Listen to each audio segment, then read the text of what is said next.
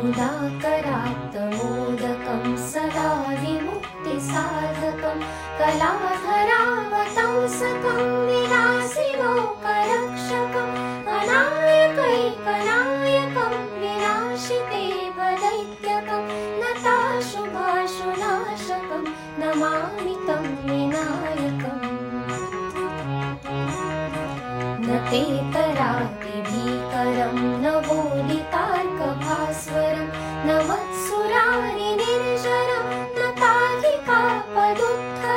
सुरेश्वरं निधीश्वरं गजेश्वरं गणेश्वरं महेश्वरं तमाश्रये परात्परं निरन्तरम्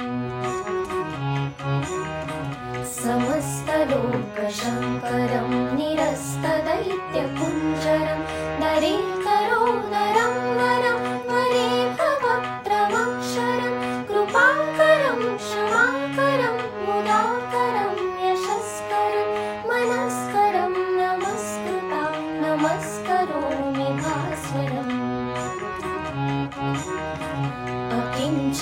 अकिञ्चनार्तिमार्जनं चिरन्तनोक्तिभाजनं पुरारिपूर्वनन्दनं सुरारिगर्वचर्वणं प्रपञ्चनाशभीषणं धनञ्जयादिभूषणं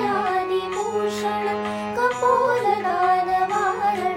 भजे पुराणवारणम्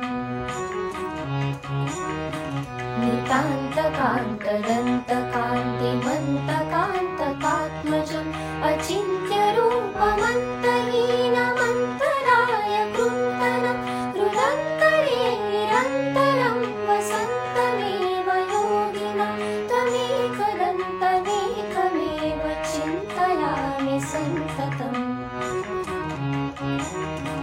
महागणेश पञ्चरत्नमादरेण